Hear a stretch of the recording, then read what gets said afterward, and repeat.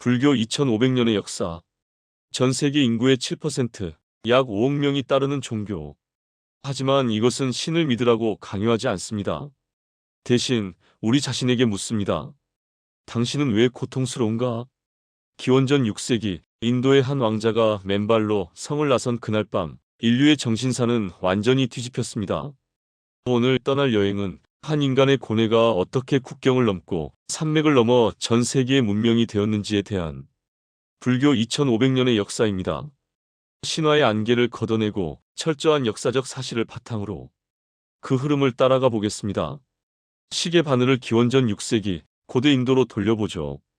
당시 인도는 철기 문명의 발달과 함께 수많은 사상가들이 쏟아져 나오던 격변기였습니다. 하지만 사회는 엄격한 카스트 제도와 브라만교의 제사 만능주의에 묶여 있었죠. 이때 샤카족의 왕자 고타마 시다르타가 등장합니다. 그는 왕위와 가족을 뒤로하고 출가합니다. 왜일까요? 바로 늙고 병들고 죽는 생로병사의 고통을 목격했기 때문입니다. 6년의 극한 고행 끝에 그는 깨닫습니다. 육체를 괴롭히는 고행도 왕궁의 쾌락도 답이 아니다. 답은 중도에 있다. 35세의 깨달음을 얻은 붓다, 깨어난 자는 5비구에게 첫 가르침을 펴니다. 이를 역사적으로 초전법륜이라 합니다. 초기 불교의 혁명성은 여기에 있습니다. 나의 출신 성분이 무엇이냐가 아니라 내가 어떻게 행동하느냐가 중요하다는 것. 가장 오래된 경전인 팔리어 대장경은 당시 붓다가 카스트 제도를 부정하고 만민평등을 이야기했음을 명확히 기록하고 있습니다. 이는 당시로선 목숨을 건 사회개혁운동이나 다름없었습니다. 하지만 붓다가 인멸한 후 불교는 인도의 한 지방 종교로 남을 위기에 처합니다. 이때 불교를 세계 종교로 끌어올린 결정적인 군주가 등장합니다. 바로 마우리아 왕조의 아쇼카 왕입니다. 그는 정복 전쟁에서 수십만 명을 학살한 뒤 흐르는 피를 보며 참여합니다. 그리고 불교에 귀의하죠. 아쇼카 왕은 붓다의 가르침을 제국의 통치 이념으로 삼습니다.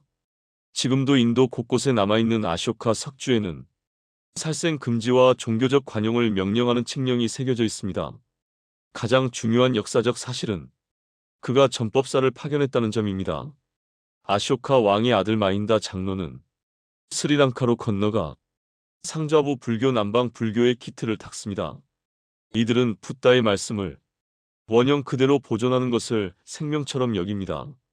오늘날 태국 미얀마, 스리랑카 불교의 기원이 되죠.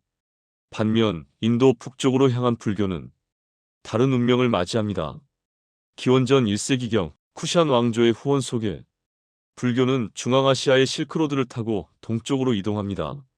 이 과정에서 불교는 혁신적인 변화를 겪습니다.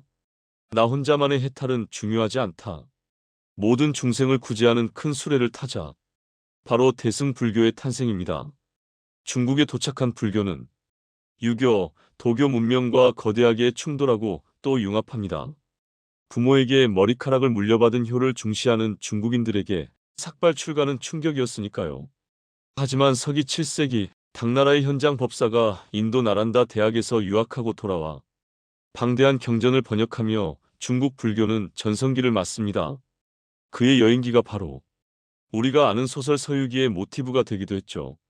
이 북방 불교는 한국의 고구려, 백제, 신라를 거쳐 일본으로 전해지며 찬란한 동아시아 불교 문화를 꽃피웁니다.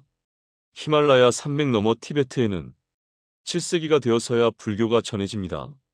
이곳에서는 인도의 후기 불교인 밀교와 티베트 토착 신앙이 결합해 죽음과 환생을 다루는 독창적인 티베트 불교가 완성됩니다. 달라이 라마 제도가 바로 그 산물이죠. 그리고 20세기 불교는 다시 한번 바다를 건넙니다. 서구의 지성인들은 신 없이도 고통을 해결하려는 불교의 논리적인 체계에 매료되었습니다. 쇼펜하우어, 헤르만 헤세, 그리고 애플의 스티브 잡스까지 현대에 이르러 불교는 종교를 넘어 심리학이자 명상, 마인드풀리스라는 이름으로 서양인들의 삶 속에 깊숙이 파고들었습니다. 2500년 전 인도의 보리수 아래에서 시작된 작은 깨달음은 이제 전 세계의 정신적 유산이 되었습니다. 상좌부 불교든 대승 불교든 혹은 현대의 명상이든 그들이 추구하는 역사의 목적지는 단 하나입니다. 고통에서 벗어나 진정한 자유를 얻는 것. 오늘의 역사 수업은 여기까지입니다. 과거의 지혜를 통해 현재를 통찰하는 역사 선생님이었습니다. 영상이 유익하셨다면 구독과 좋아요 부탁드립니다. 다음 시간에는 또 다른 흥미로운 역사로 찾아오겠습니다.